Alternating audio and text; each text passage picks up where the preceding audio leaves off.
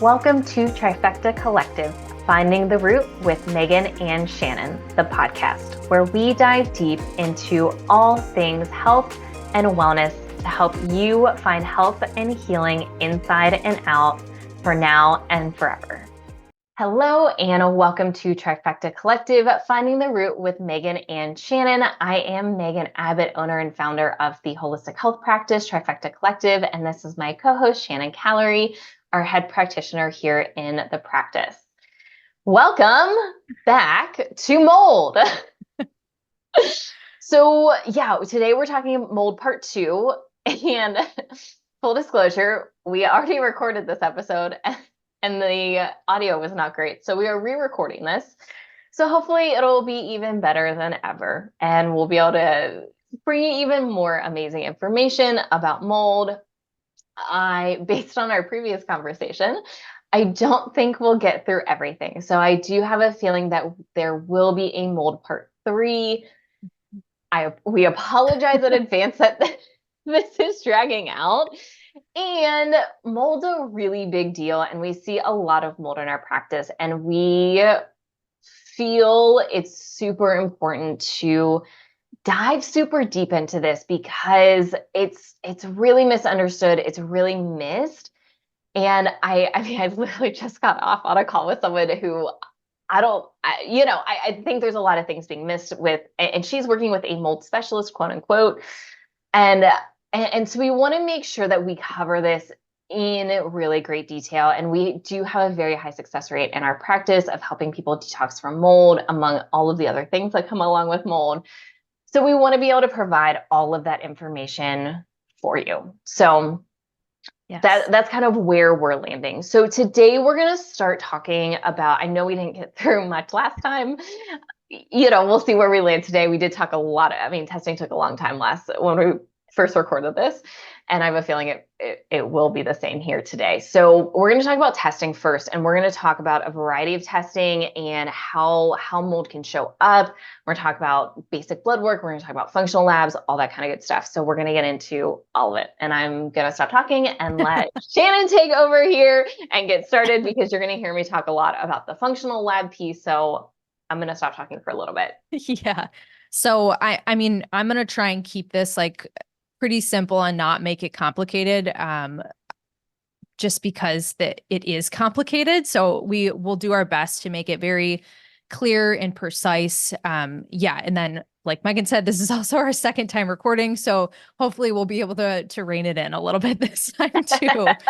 But when it comes to mold, just like any other thing, really, the first thing that we like to look at is always blood work, just because we can find so much information from that, combined with your symptoms and asking you other questions and seeing where you're at. So when it comes to blood work, I would say there's 2 big things or pieces that stick out to me, and that would be looking at blood sugar markers and then cholesterol markers. So for blood sugar markers, specifically glucose, insulin, C-peptide, and then there's also another one called LDH. But I would say the main 3 that I typically look at are those first 3 that I mentioned. And when we're looking at those markers, so with glucose, when it's elevated is more what we're looking for, not so much when it's low. Yes, that matters. But when it's high, that's more of an indication of a long-term problem in the body that's showing long-standing inflammation. So that's really the big thing that we're looking at with glucose. And then, of course, we always need to talk to you and see how you're feeling too, because that matters. And then same thing with insulin. So too much or too little insulin can be an issue for sure. But really, when it's high, this can also indicate inflammation in the body, and then also signs of a cell danger response, which pretty much means your body is just kind of shutting down at that point and saying hey, I need help. Your cells don't have energy anymore to function, to process toxins out of your body like mold. So that marker is also pretty important too. And then very similar with C-peptide as well, which is used alongside insulin, kind of like a comparison, I guess you could say. But also when that marker is high, that can indicate some inflammation and cell danger response as well. So I would say those are the three markers that we look at with blood work. Yeah. Anything to add to that? Because I Yeah, know. like itching to add on some stuff. Yeah. Yes. So just a couple of things. So when most people, I was going to say a different word, when most people get blood work run, I'm going to try and keep it a little PC. So when most people get blood work run, glucose is often ran as part of the complete metabolic panel for anyone in the US. Often it needs to be run separately for anyone outside of the US. And we're looking at fasting glucose. So this is fasted for ideally overnight, at least 12 hours. This is you not having coffee in the morning. This is, just Big like thing. really on empty, like maybe a little bit of water, like plain water, no electrolytes, no nothing in it. First thing in the morning before you get the test run, like that's totally fine. HbA1c is the other marker that is often ran. And it is fine as a marker itself. It's not super specific as some of these other markers that we mentioned, and I am going to dive a little bit deeper into both of those too. But often we will see HbA1c trending a little bit on the higher side as well with this. Now, C-peptide and insulin, you will more often see insulin ran than C-peptide. I honestly don't even know if I've ever seen a non-functional medicine practitioner without a recommendation from someone in the functional world run C-peptide. Mm-hmm. The reason we like C-peptide, especially if we had to pick one or the other, if we had to pick insulin or C-peptide, we're going to recommend C-peptide. And the reason being is insulin is very, very sensitive. It's a very sensitive marker. Like even the dinner, like your dinner the night before can impact blood work the next day. So C-peptide's a little bit more stable of a marker, and it's going to show us a little bit of a longer trend versus being quite so sensitive. So that's why we will often, if we'd love to see both, but if we're going to pick one, we're going to recommend C-peptide over insulin. So if you've ever had blood work run through us, that's the reason. And that's why if we recommend a panel to you, that's why we're often going to recommend C-peptide over insulin. The other thing I just want to be clear on is mold is not the only reason we might see some blood sugar issues. Like there are many other things that can contribute to this. But, if we're seeing someone who is eating moderately, not perfect, but moderately well, and they cannot get their blood sugar under control, and and we're seeing that on lab testing. If we're also seeing, when they eat, they get a crash, like right after they eat within like 30 to 60 minutes. If you can't go more than like 2, 3, 4 hours without eating before getting like super hangry, just like ravenous almost, and you get a headache and you get the irritability that comes with that, those are all signs to us that there is something going on. And it may just be your nutrition. And if we've worked on your nutrition, if you're already eating decently, we got to look at other reasons why this may be going on. And mold can be a big reason why. Yeah. And that's the same for anything really, like even the cholesterol panel as well. Like, of course, we are always going to talk about food and the way you're eating, what you're eating. If you're eating a lot of processed and packaged foods and, having a lot of sodas and all the things, lots of sugary things, especially on an empty stomach, coffee in the morning, it's not uncommon that you're going to have some blood sugar regulation issues, and same with cholesterol markers. So we do, and that's why we always talk about things, we check in on symptoms, what else is going on. I think most of our clientele that we're speaking with is coming to us eating fairly decent. I would say it's maybe like 50-50. So that is important to remember too. Like when we're talking about these things, like, of course you can have blood sugar regulation issues and not have mold toxicity. So keep that in mind when you're listening to this podcast. But yeah, good point. And I'm also glad that you brought up the not having coffee or electrolytes in the morning, because I just got blood work done and I noticed on the screen when I checked in the morning, it was like, have you fasted? And then it said black coffee like doesn't count. And then, obviously water doesn't count. And I was like, oh, wow. Like I didn't know that they actually told people it was okay to drink black coffee in the mornings before getting blood work done. So I'm glad you brought that up too. Yeah, super important. There's a lot of things they don't mention to you when you get blood work run that these things do impact your lab Yeah. test results. Yeah, definitely. Okay, so yeah, next portion would be cholesterol markers. And really, total cholesterol is really just like it's a calculation. So it's not a direct marker. So we don't, of course, like we look at it, it matters if it's crazy high. It kind of ties into the other markers as well. Really, LDL cholesterol and HDL cholesterol are the two main ones that we're looking at. Triglycerides, ooh, that was a hard one for me to spit out today.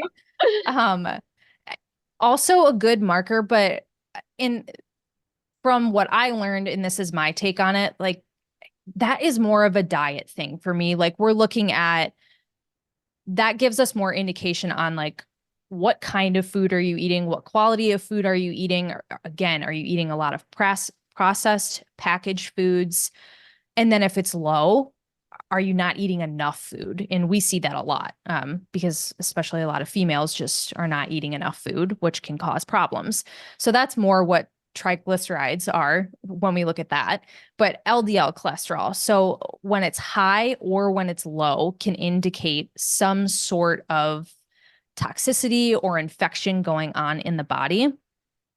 And then for HDL, when it's high, is really what we're looking at. That can indicate, again, some sort of inflammation and toxicity going on in the body. And when we look at, I'm really going to try to not get deep into this because this could be like a whole other conversation, but HDL cholesterol is kind of like the cleanup crew. Like it goes in and it cleans up any of the oxidized cholesterol that may be floating around in your body, in your liver and whatnot.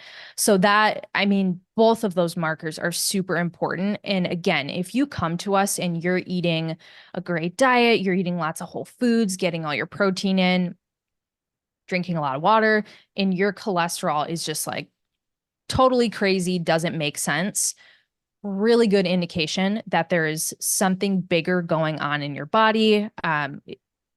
Could be mold. Lots of other questions to ask around that too, but I would say those are the main markers that we're looking at when we look at the cholesterol panel. Yeah, and I just want to emphasize this other piece of cholesterol, and it hits close to home with me because I had this issue and no one told me about it for a really long time, and it's something I'm always aware of, and I actually do see this quite a bit, and I've never brought it up to someone, and no one else has ever brought it up to them, and that is low cholesterol. Mm. Cholesterol is really important. Cholesterol, it's neither good nor bad. It's a carrier, and it helps transport things. If we have too much, that is not great. But also, if we don't have enough, that is not great. And it really low cholesterol, there's some really good studies out there linking low cholesterol to mental health issues, including anxiety and depression. And if you aren't eating enough, for sure that can impact your mental health. But I mean, for me, I was eating super clean. I was definitely eating enough. Like I was in a good spot from like things I was doing. I wasn't feeling very good, but I was doing things that were all very good for my body. And I had low cholesterol, and my anxiety and depression were really high at that point. And now I was also dealing with chronic pain. I had people telling me I was crazy, and I just needed to go back on meds for anxiety and depression, and all of my symptoms were related to that.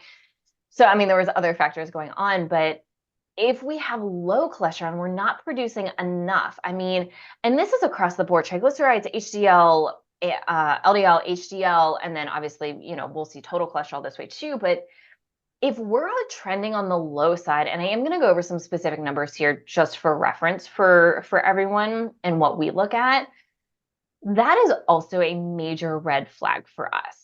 Mm-hmm. And just something to be mindful of, something to look at. And I've never seen anyone with low cholesterol and not have pretty significant mental health struggles.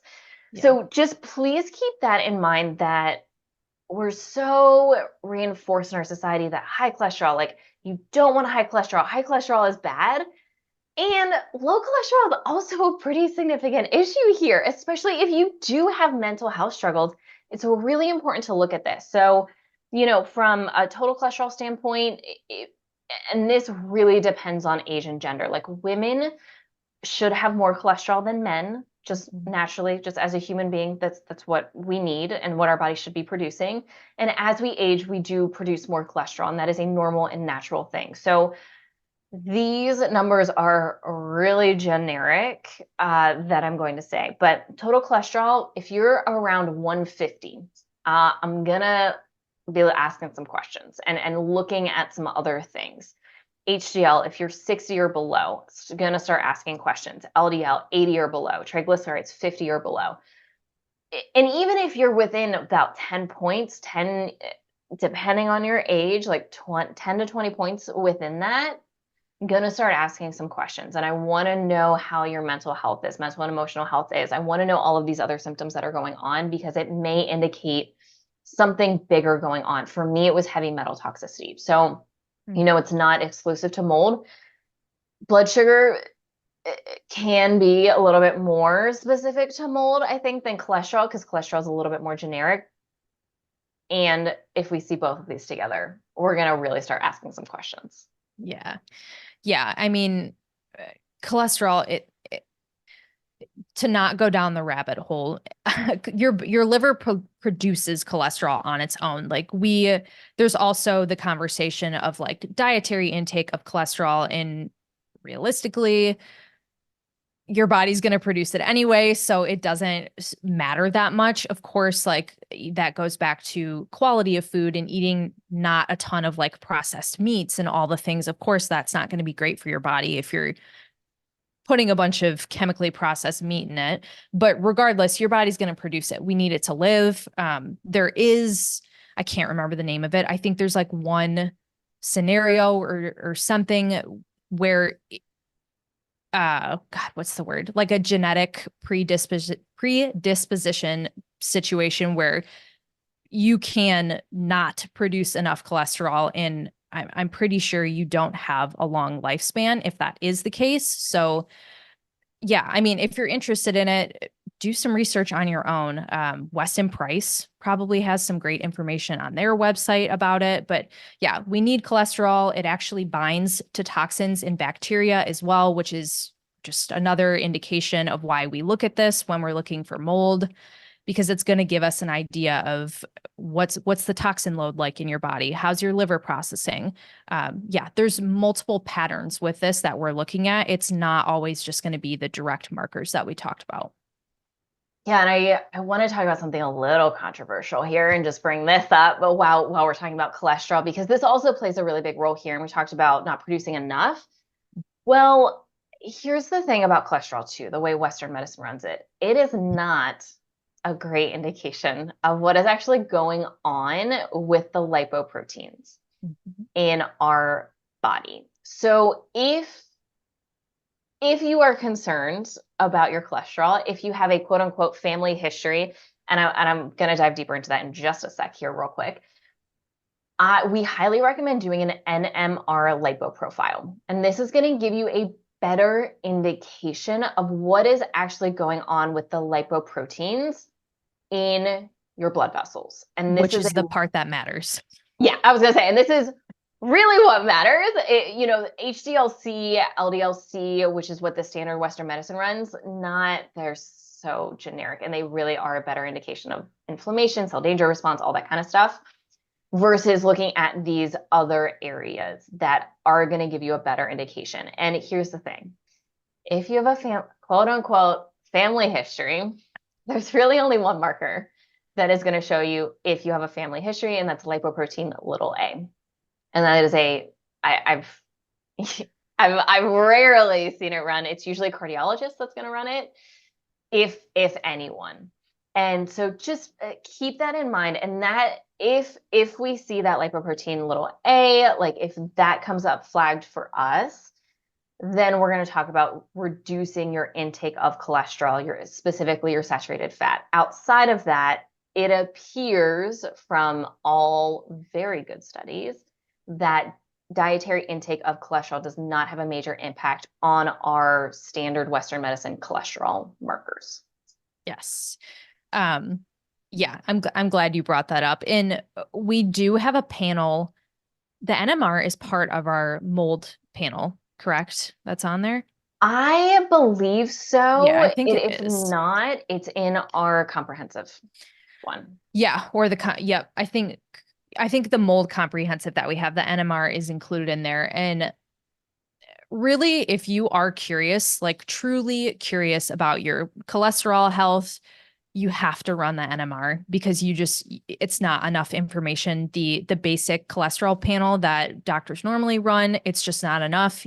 There's no way to identify like how big and small the lipoproteins are, which is really what matters when it comes to like clogging factors, clogging arteries and whatnot. So yeah, I mean, I would highly recommend asking about it. They would probably push back, and it would also most likely be expensive for your insurance to run. But if it's something that you're interested in, it is part of some of our panels. And yeah, it really is a great thing to get done at least once in your life if you want to know, like, where am I at with this?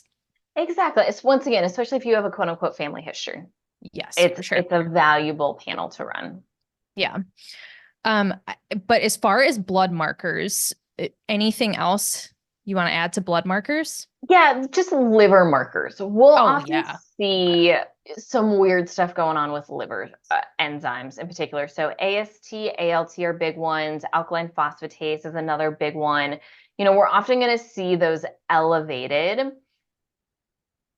Alkaline phosphatase is an interesting one. So often we will see it elevated. However, parasites often come with mold as well. Oh, yeah. And parasites will often steal zinc from the body, and that can drive down alkaline phosphatase to actually be on the lower end of things. So that's a little bit of a trickier one, but AST, ALT will often see higher.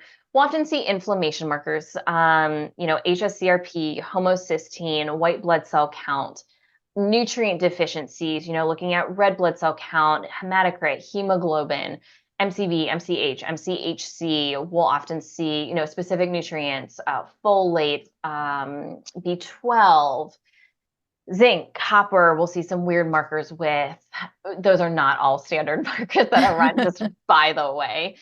And, iron markers. Iron markers can get real funky as well. And specifically,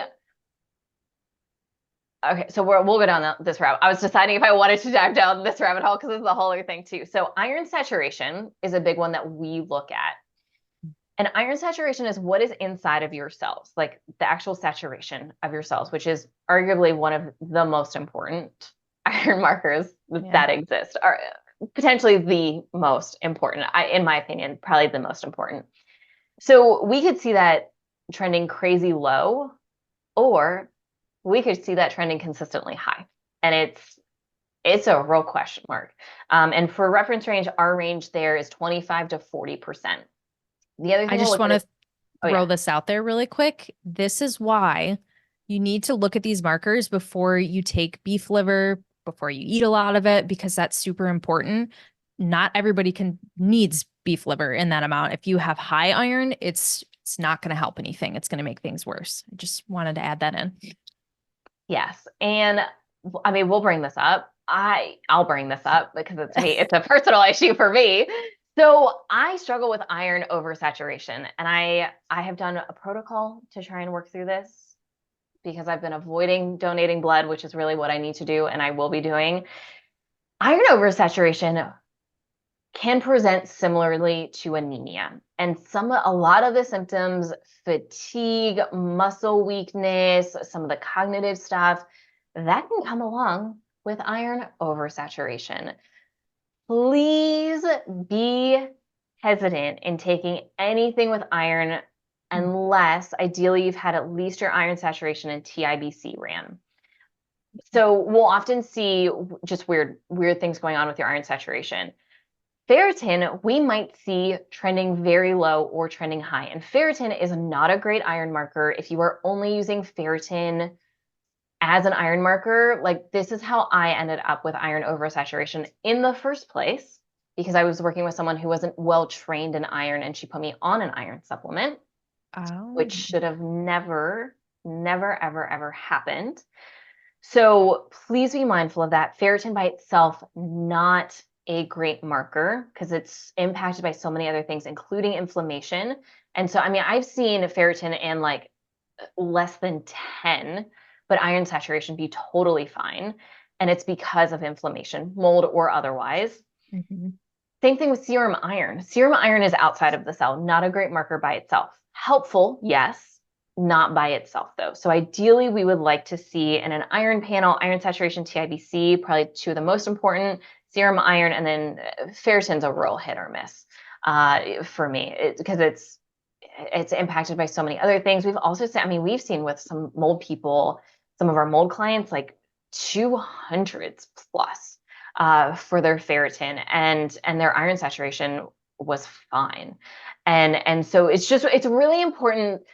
The reason I went into this is because it's really important to look at everything together. It's not just about one marker. It's not just about one type of panel. It's about looking at all of these things together. And one of the reasons, and how Shannon and I were both trained, is look at these markers, look at the ranges, these small ranges that we work in, these functional ranges that we work in, and what story is this blood work telling us? And then how do we couple that with symptoms? And then that's going to give us a pretty clear, usually, indication of what's going on. And if it gives us if we're asking more questions at the end of it, then we're probably going to recommend functional lab testing at that point because we need some more information before we move forward. Yeah. And I was just going to say, I mean, we can talk about specific markers all we want, but when it comes down to looking at the test, we're always looking for different patterns that line up with like the story that you're telling us. Like Megan said, it's never going to be, we're just looking at markers. Is it in range? Is it not in range? Like that's not how functional blood work works at all. So it's very much so like big picture. Yeah. And then if we don't feel like we have enough information is when we're going to dive into different types of functional testing, which we'll talk about here in a sec. Exactly. So if you ever got on a call with us, we'll often ask you for your blood work, especially, so let's bring it back to mold here. So if we suspect mold, in our first mold episode, when we went down the symptom list, if you are presenting with some of the big symptoms that are present in mold, the next step is we're going to look at your blood work and we're going to see, all right, what patterns are we seeing? Is your blood work telling us a very similar story in that you probably have some mold based on everything we just talked about? Is mold screaming to us? And if it is, if you've ever had a conversation with either one of us as part of a free consult, we will tell you this point blank. We will not recommend functional lab testing if you have clear results to us. Now, that doesn't mean we aren't open to recommending testing, which we'll talk about the two tests that are often recommended and what we prefer, but we will not recommend testing. And this goes back to our own health stories and being over tested and spending thousands upon thousands upon thousands of dollars that wasn't really necessary on testing. Now, if we are borderline and we're like, it could go either way here, like we are not getting a clear answer, we will absolutely recommend an additional test or two, or usually just one, but usually we will recommend at that point a test for you because mold is so different in how we address it that we need a clear indication of mold or no mold. And so this is where functional lab testing comes in. before I dive into this, is there anything else you want to share about blood work or anything? No, I think just adding in like I know everyone is very like test, don't guess, which of course we are on that route too, which is why we like to look at blood work, but we're also not going to waste your time. Like it really bothers me specifically because we both experienced this with seeing multiple practitioners who are like, let's keep testing, let's keep going with testing. It's so much money, and it's also not necessary if you can very clearly see what's going on, especially if you ask someone, do you know if you live in mold, have you been exposed to mold before? And they say yes, I currently live in it, I was exposed to it for 10 plus years. Then no, I'm not going to recommend that you do spend $400 on another test. That seems very silly to me. But again, like if you want to run it, if you really want to confirm, sure, we'll do it for you. But I just wanted to add that part in because that is just something that I feel like maybe separates us a little bit from how other functional medicine businesses operate. So, Exactly. And even if we do recommend testing, look, we don't make money off of tests. yeah. We do charge for interpretation because that's our time, and it takes us a good amount of time. And I will talk about that specifically for one of these tests. We ask to be compensated for our time to interpret, but for the actual tests themselves, we make $0. So it is not, and that is not the case with the vast majority of practitioners, people in the functional medicine space. We could charge excess for this for sure and make some additional extra money. And we've been there, and we've Mhm. spent, $500 for a $200 stool test because, and that doesn't include the interpretation fee. So Yeah. I don't want to do that. Yeah, it breaks my heart when I see people pay outrageous amounts of money for these tests that I know exactly how much they cost, and it's not close Yeah. to what people are paying for them. So Yeah. Same. we'll also put a link to our Rupa store if you are interested in functional lab testing. And for reference, once again, like I order my own testing through Rupa because it's the cheapest that I've seen. Blood work is an exception. There's another company that we use because it is cheaper. But for any of the functional lab tests, Rupa is definitely cheaper. Yeah. Awesome. Well, Megan is going to take it away here with the two other functional tests that we use. She has a little bit more experience with interpreting these tests. I mean, I'm very familiar with them, but as far as going deep and breaking down each marker, I'm going to let her talk about that today. Yeah, so get ready to listen to me talk here for a minute. So the first one is a mycotoxin test, and this is probably the more commonly used and recommended test. And this is the one that I prefer typically is from Mosaic, formerly known as Geneva Diagnostics. There's also a pretty good one from is it Vibrant Wellness? Yeah, Wellness. Yeah. yeah, It's Vibrant Vibrant Wellness. Wellness. So they have a good one too. Vibrant is not available on Rupa, just for reference. So we'll often recommend the Mosaic one. Still very good, in my opinion. And the mycotoxin test is looking at a variety of mycotoxins, which indicate mold. And so what you'll see on this test, and if you go to their website, and we'll put a link in the show notes to like a sample report of what this looks like. You'll see a breakdown of 14 different, and it's a large group strands of mold. And within each, like, the big one is OTA. That's a really big one for a lot of people. If someone's going to show up mold positive, a lot of times that is a very common one to show up positive. It's not the only one, but that is a very, very common one. And within OTA, there's actually a variety of different strands of mycotoxins and different types of mycotoxins. And if you look at mold testing like an ERMI, it's not going to look exactly the same because for like with OTA, just because this is the biggest one, this is one that comes to me off the top of my head. Aspergillus and Penicillium are two common types of mold that will show up under OTA. So it's not an exact thing, but you have to just dig a little bit deeper, and you have to be familiar with these tests, these different types of mycotoxins to understand and almost like put the the actual mold testing, like physical mold testing, if you're doing physical mold testing, versus the mycotoxin testing and how this shows up in your body. So just like for reference, just I have gotten questions about that before. Really quick, if you Yeah. don't know what a mycotoxin is, it is essentially like a toxin that is produced by the fungus. Just wanted to clarify that. Great point. This is also a urine test for reference. Both of these tests that we're going to talk about are urine tests. So the mycotoxin test is fine. It is fine. It's a test to run for mold. It is not the only, or in our opinion, the best, because we're only getting an idea of what strands of mold are in your body.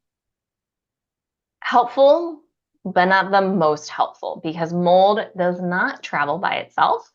It comes with a lot of other things, and a lot of mold binders do overlap. We know that mold, and we'll talk about this when we actually talk about addressing mold, but different strands of mold have different binders that often work the best, but there is a lot of overlap for a lot of these. And so I think we'll dive deeper into that in the next episode when we talk about this. But I know that comes up a lot when people ask about doing a mycotoxin test, like, don't I need to know exactly what strand of mold? Well, not usually, because we know that the big binders, humic, fulvic acid, charcoal, clay, and some of these other ones often target all of them. And so, down the road now, if we do additional testing, if we're still really struggling, this may be a time when we do a mycotoxin test. Right off the bat, though, not typically the most common test we're going to recommend. So yeah, and you'll see on the sample test, it's a range. There's like a little green bar and then it's a red bar. Obviously, you don't want to be in the red. However, it also kind of depends on where you are on the green bar, because if you're pretty close to the red bar, I'm going to start asking questions. If you got a few things that pop up that are in green, I'm going to start asking questions. So no functional lab test is black and white. It's not like you got it, you don't, this is what we do based on that. There is actual interpretation that goes into this, which is why we charge for it. The mycotoxin test is a relatively easy test to read. In my opinion, yes, I have taken a couple of different courses on how to read this, because once again, there's some fine points is when people start to get like a real borderline, or we're seeing multiple things pop up. So just keep that in mind.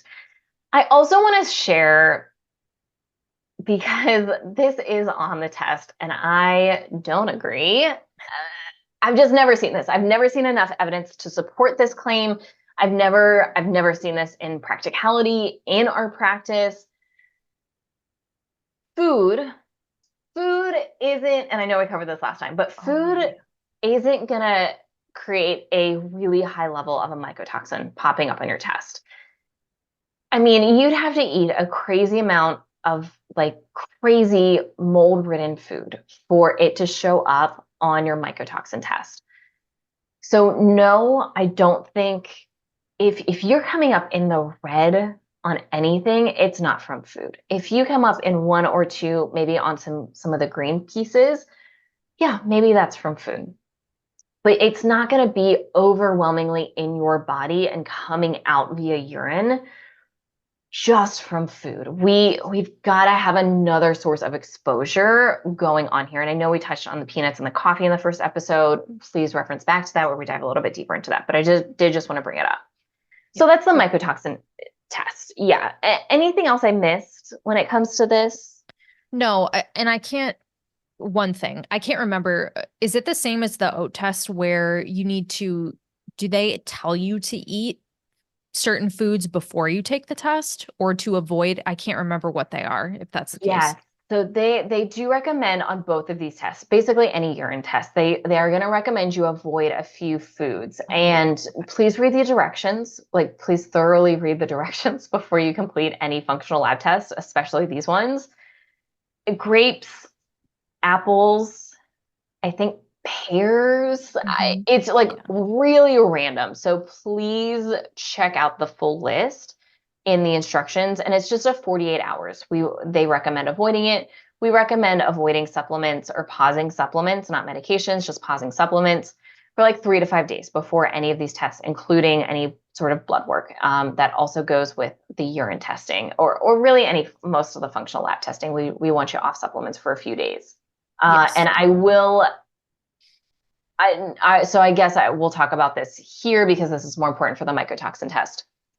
So there's also the question of, should you provoke the mycotoxins? That's more what I was getting at when I asked Okay. that question. Yeah. Okay. Yeah.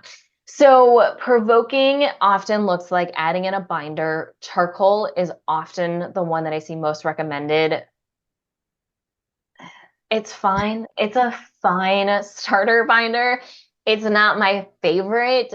Please also make sure you take charcoal or clays away from literally everything else, all supplements, medications, all food, everything, because it is a non-selective binder, meaning it will bind up anything and everything that it comes into contact with, which is also another reason we don't recommend taking something like that long term.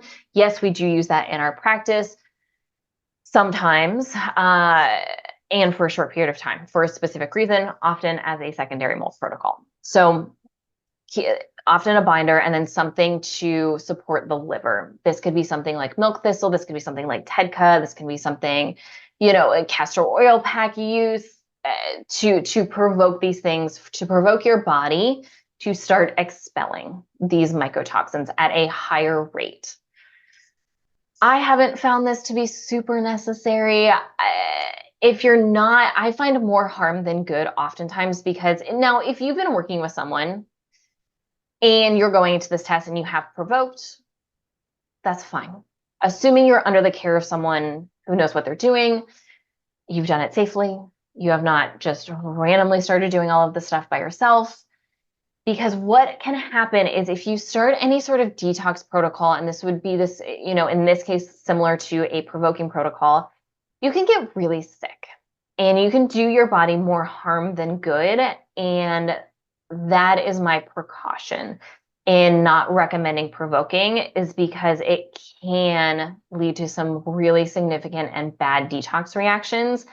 And you should not have to do that, number one. Number two, you shouldn't have to do that alone. So that's why we don't recommend provoking unless we've already been doing protocols. I'm really borderline on that, to be honest with you, because to me, it makes more sense to see how your body is functioning at a normal point, as opposed to trying to push it to release toxins like that. To be honest, that doesn't make a whole lot of sense to me. So I'm always going to go the other route where, like, let's just see where you're at. Let's see how your body functions normally, as it should. And then of course, when we retest, that's a different story, because we're already going to have done some drainage support, some detox work. So there's nothing we can do about that. But for like a starting point, for sure, I would not recommend provoking. Yeah. And I mean, same thing kind of goes with like an HTMA, hair tissue mineral analysis, and heavy metals. Do you provoke? Do you not provoke? Provoking looks different with HTMA, in my opinion, just because you're getting 3 months worth of data with hair versus just several hours with urine. Different thing, but I'm just not typically a fan, because if you know how to interpret these things and you're looking at the whole picture, once again, we're not just going to look at a mycotoxin test. Yeah. Yes, I'll look at it if you have it, and I want to talk to you, and I want to know all of your symptoms, and I want to look at your blood work. I want to look at all of this stuff together, because it all paints a picture for us.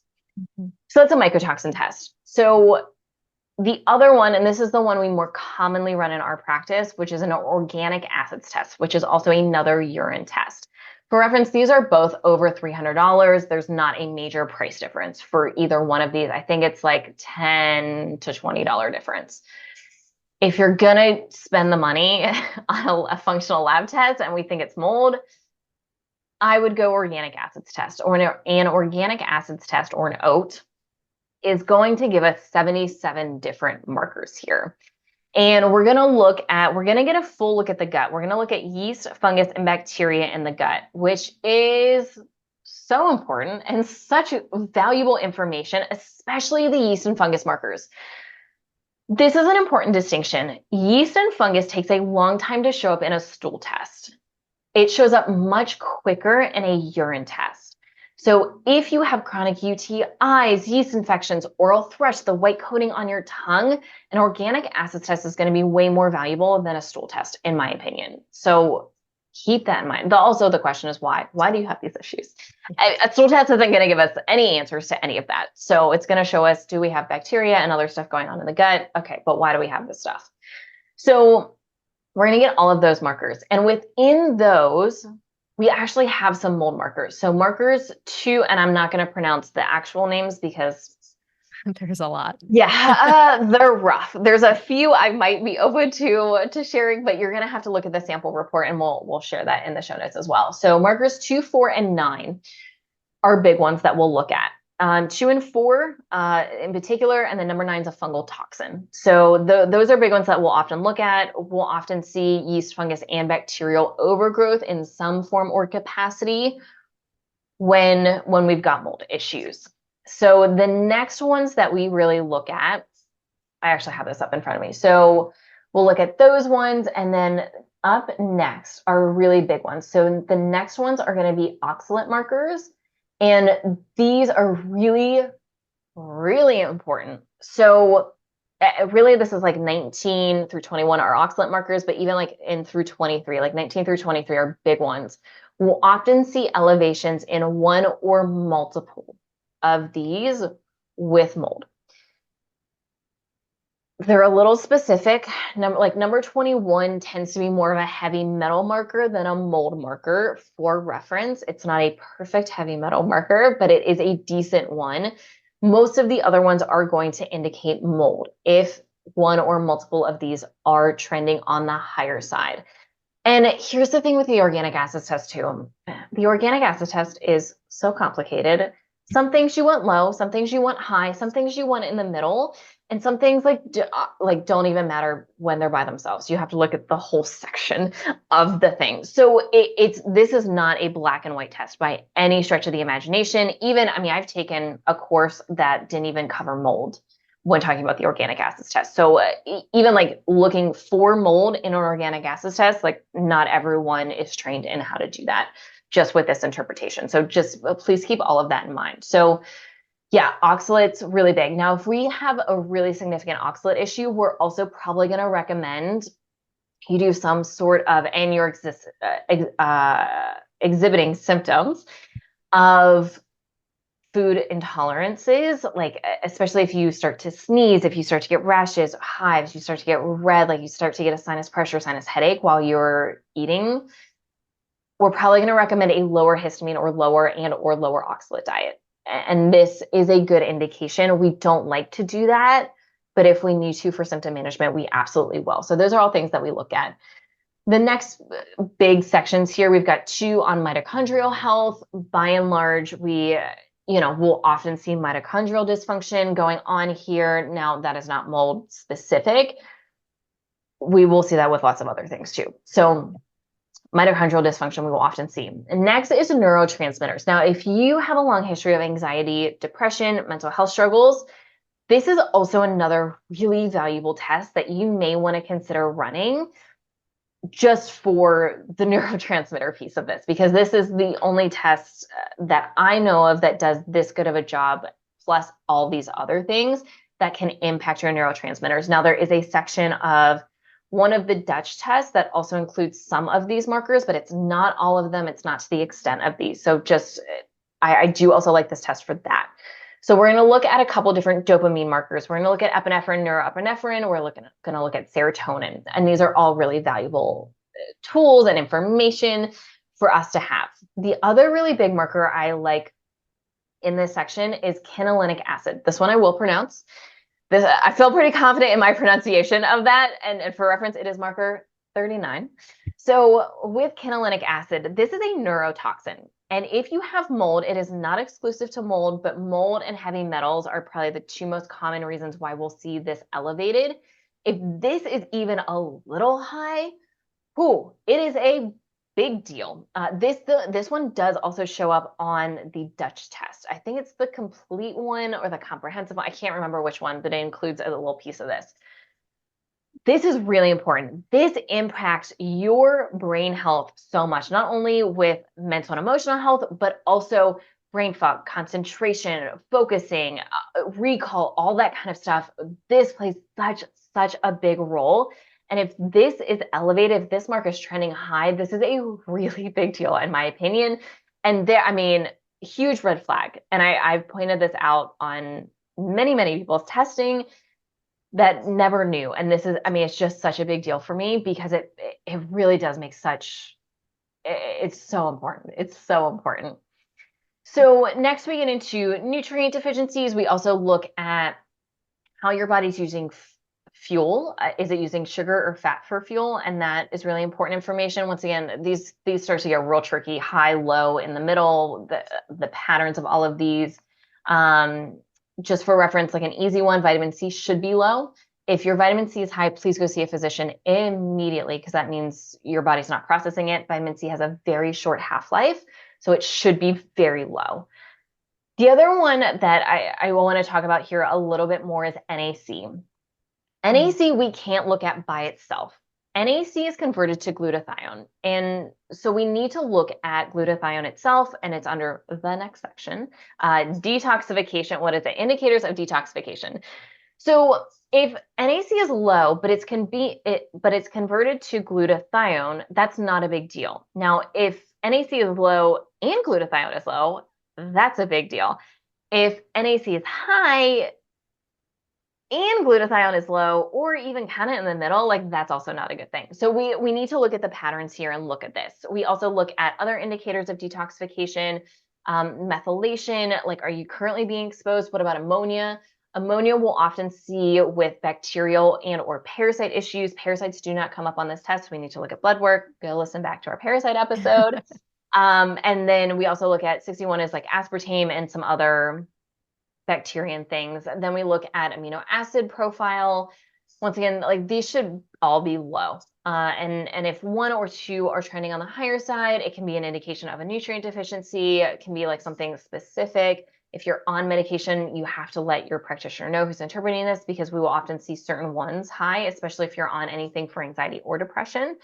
Please let us know because that will impact this section among other sections a little bit here. And then 76 phosphoric acid. This is also, we need to look at blood work for this. We need to look at your vitamin D. We need to look at calcium, magnesium, in particular, those three minerals, because it usually indicates a deficiency in one or several of those. So that's the organic acid test. In a nutshell, for reference, I have quite a bit of experience running and interpreting the organic acid test. It still takes me about 45 to 60 minutes, depending on the test, to interpret. So that is why we charge for it. Yeah. Because it takes some time because I want to make sure I do it due justice and take the time to really go through it very, very thoroughly. So if you have had it run by someone else and you want a full interpretation, that is also an option. I will do a quick look over on a free consult. I don't do a super deep dive. I'll spend about 10 minutes and I'm looking at like big highlighting points. Looking for mold, looking for heavy metals, looking at the overgrowth issues, neurotransmitters, and detoxification pathways. Those are the big things I'll look at if you do a free consult, but I'll also happy to do that. Yeah, first of all, great job at explaining it in the short amount of time that you did, because there's so much information to that test. Like Megan said, it just takes time to go over it and piece it all together. So I feel like that was a great snippet to give you an idea of everything that you can learn from the test and maybe a couple major points that you're looking for on the test. Just one other thing before we wrap up that I wanted to add in was, because we spent so much time talking about testing today, especially the functional testing of like the lab ranges for blood work. I know it can seem really confusing when you go into your doctor and they're looking at your tests and they're telling you that nothing is wrong. And then you come see people like us and we're like, okay, we're throwing all the stuff at you that we see going on in your body.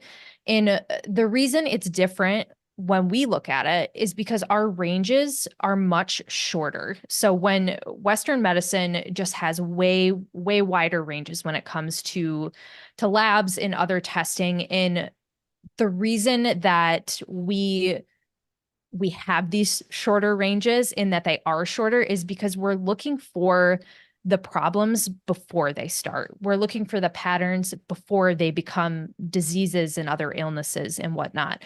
So, I mean, when you're going into your doctor and then, you're presenting with all these symptoms and they pretty much just say like, hey, we're not able to help you. We don't see anything going on here. It's just because their specific training is to help with disease and like really not far-fetched. I can't think of the word. When something is like past where it should be, when your health is like essentially plummeting, which I feel bad saying that. Again, I'm not hating on doctors. We have them for a reason. Western medicine is very, very important, huge advancements there, but I just wanted to throw that out there because I know it can feel like I don't know what to listen to. I don't know who to trust. And if that's how you're feeling, tune into your intuition and just see what sits best with you. If you feel good with what Western medicine is telling you and you're in a good mental place and that feels good, or if you're like, something's not right and I just feel like they're missing it, it's really important to just like tune in and listen to your body, because I know it's really easy to get overwhelmed, especially when we're throwing like all this stuff at you. So just keep that in mind. Exactly. And we also look at everything together. Yeah. That is another really important role. And yeah, the way Western medicine is trained, this is the way I like to explain it, is you have a lab test, it shows a number, you have a symptom that has a box, and then based on those two boxes, you have a third box that equals a medication. And if you don't have that third box, if there is no medication, they can't help you oftentimes. Yeah. They can refer you out to someone else who may have another medication or another test that if that comes up positive plus your symptom, that equals the medication. And so it's not preventative. And Yes. that's it's when things have already progressed and progressed to the point where there is a medication that is needed. We don't do that. We look early. We know the early signs and stages of things, and that's what we look at to Yeah. help support the body from getting to Yeah. those states if we can. Yeah. The imbalances. That's the word that I was looking for. We want to see the imbalances, where are they at? Because we know when things are out of balance, and if they're not put back into balance, then that's when we start to have bigger issues. So yeah, just wanted to add that in. I think that's great. Yes, I think that's good. It's so good and so important. So we were next going to talk about what goes wrong. However, I think we'll save that for next time because we're already almost at an hour, and so I think next time we'll cover. And I promise we're really going to try and just do one more episode on mold to try and keep it simple for you guys. So we'll cover what people get wrong and why we think it's wrong. Most importantly, why we think it's wrong, the pitfalls, and then we'll get into our protocols and how do we address mold and the full process of really what that looks like, because we do have such a high success rate in helping people heal from mold illness, mold toxicity, and there's a reason for that. And I do also just want to share this, like, we have a lot of training. Shannon obviously has personal experience of dealing with mold herself. I do not. I've taken a lot of trainings. I'm familiar with the big protocols that are out there. If you name one, I am probably familiar with. We do not follow any of those protocols, and we do not follow them for a reason. We take things from all of these different protocols and have come up with some different, and everyone is a little bit different. We have generic, where we're going to go over like big picture what we do. We will go over some specific supplements and things like that for you guys, but just for reference, we don't follow and I'm not going to name any names because I don't want to throw anyone under the bus, but we don't follow anyone's very specific protocols because we don't find that they work across the board. So we pick and choose, and it depends on the person. It depends on what they need, and we'll talk about mast cell stabilizers and get into all of that next time. Yeah, be prepared for a rant on mast cell stabilizers. Yeah, it'll It is happen. coming. I feel very strongly about mast cell stabilizers and people not knowing what they are and confusing them with other things. So anything else to add before we wrap up, Shannon? No, no, that's it. Okay, awesome. Well, thank you guys so much for joining. Yeah, I know this is a lot. I know the testing piece is real heavy. And yeah, it is. We have a lot of training on this and we want to share as much information as we can. And we acknowledge that it is heavy. We're not sorry, but I No, know it can be a lot for your brain. So there you go. You got it. You can re-listen to this. You can slow us down and you can yeah. take it nice and slow, whatever you need. And we'll be back for Mold Part 3 in just the next couple of weeks. We are a new podcast, so please like, subscribe.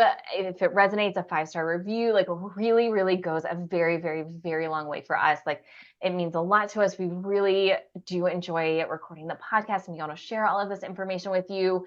So we would really appreciate any or all of that. If you need additional support, we do offer free consultations. There is a link down below or in the show notes, wherever you are listening and or watching this.